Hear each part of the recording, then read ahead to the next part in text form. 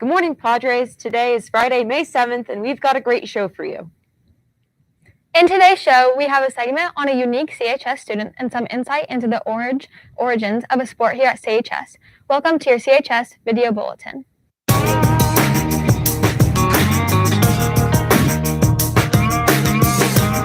Morning, Padres! Welcome back, Padres! Welcome back, Padres. Today is your last chance to sign up for the Link Crew. The form can be found on the Link Crew website. If you have any questions, see Mrs. Canberra. Due to the juniors being off campus for testing today, the mascot forum has been moved to Tuesday, May 11th. You can still email Mrs. Powers to make sure you get on the list for a comment. The library is currently accepting any past due textbooks, library books, and materials.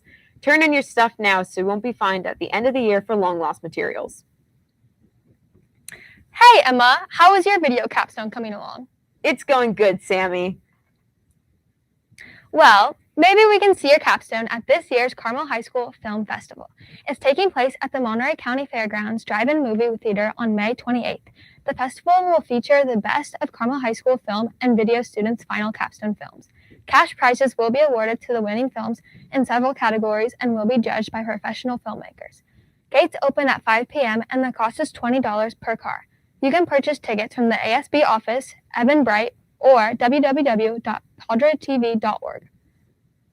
Next, we have a segment about an exceptional student on campus. Let's take a look. Most teenagers are eager to get their driver's license, but this student at Carmel High School is more interested in getting her pilot's license. Some of the student body may know her as a peer, a friend, a good science lab partner, or that girl who can fly planes, but many probably don't know her whole story. Riley Spedell comes from a long line of aviators, so for her, being a pilot at 15 is not that outrageous. To me, aviation's always been what I've done, so it doesn't seem that special. But it's like every day I'm thinking about it, or we're doing something, going to the airport just to hang out, or going on a flight. Either I'll fly solo now that I'm old enough, or me and Dad will go do a flight. Now with COVID and flying more on weekends, it's a lot more relaxed, so you get to the airport, push all the airplanes out. It just affects my day about any other activity that takes a couple hours.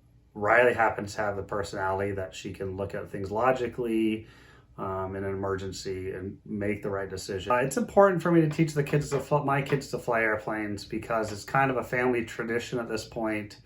I think it's a great confidence builder for young kids, and selfishly I get to spend more time with them. I definitely want to start flying planes as a career when I grow up, because it's just something that I love doing, so it'd be awesome to be able to do it every day. I'm thinking I probably want to go to the Air Force and go to the Air Force Academy and then fly for the Air Force. I'm the youngest person to fly solo coast to coast in the U.S. I am very proud of Riley and her achievements. Flying across the United States solo at her age is a huge accomplishment. It took a lot of dedication and training on her part. Talking to people and hearing what they think about it, that's really the important thing. And trying to inspire kids her age to, not only keep flying or start flying, but also to, have a goal in mind, whatever it is, and strive for that the best way you can. Getting up in the morning and going to fly a plane is just another casual Saturday for Riley, and she will continue to inspire many people to follow their dreams, even at a young age. That is her story. In VAPA News, CHS Drama is presenting the play Little Women live tonight and tomorrow night at the Outdoor Forest Theater. Email Mrs. Paletti for tickets, as no tickets will be sold at the door. There's also a dance show at the Forest Theater next Wednesday and Thursday, and you can email Mrs. Terozzi to inquire about tickets. Congrats to varsity baseball on their 10-6 win over Stevenson on Wednesday. JT Burnt hit his 7th home run of the season. Also, boys soccer tied Monterey 3-3 on Wednesday.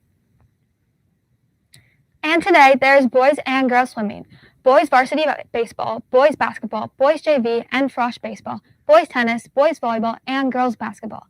Good luck, Padres. And over the weekend, we have a frosh baseball and girls lacrosse game. With more on the origins of the girls lacrosse team, here's a segment by Reagan and Jared Bethea. Girls lacrosse has been around for hundreds of years, but it only came to Carmel High about 4 years ago.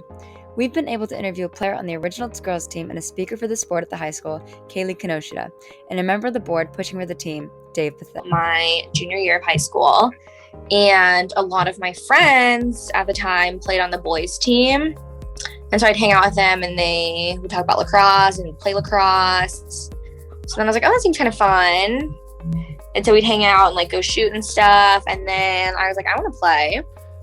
What got me wanting to establish a high school girls team at Carmel High?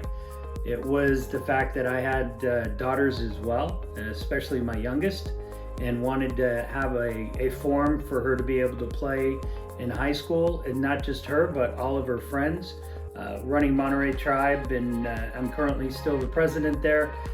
We needed to have that next level so that when our kids, ages 8 through 14, as they graduated and went into high school, we wanted to give them an opportunity to keep playing lacrosse here in Carmel. Salinas and York had high school teams, and all the girls played on the high school teams. And they're like, oh, Carmel should have a team. And Jillian Empey was like, yeah, like I've tried. It's my freshman year because she grew up playing lacrosse, and she's like, they just won't do it. They didn't want to take on something else that they needed to, have oversight on or get involved with. And I understand that because, everybody's got day jobs already, and we just added additional work. But at the same time, this work's important for the kids, especially the young women at Carmel High. So then my senior year, like talking with girls and like my friends, they're like, yeah, like I want to play lacrosse. Like I would play lacrosse. A group effort, and Mary Rice was heavily involved. Her daughter wanted to play lacrosse as well, and she did a lot of research. So she did a lot of work behind the scenes. She got us a lot of sponsorships. Sticks sent us a team's worth of brand new lacrosse sticks, and a lot of support from the community, your father included. And we had a board meeting where we presented it to the district board. I spoke, a couple other girls spoke, some people from the community.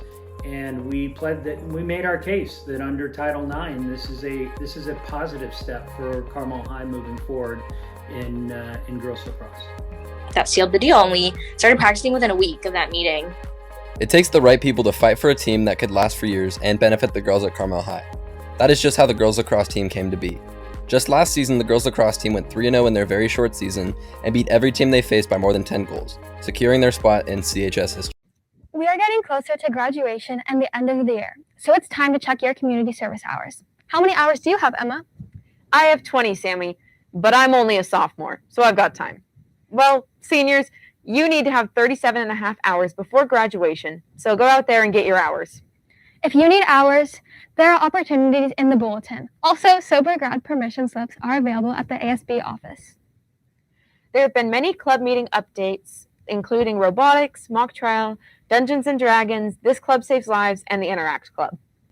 Also, the Poetry Club, Math Club, Science Olympiad, Ethics Bowl, the Songwriters Guild, and Great Outdoors Club all have meeting times and dates in the Bulletin. Today is a minimum day, so school will be out at 12:50 and buses will depart at 12:55. Birthdays! Okay, birthdays today are Holden Douglas and Jorge Garcia. And voting for Teacher and Mentor of the Year is open. The link to vote is on my school, the CHS Student Center, and on Instagram. Thanks, Padres!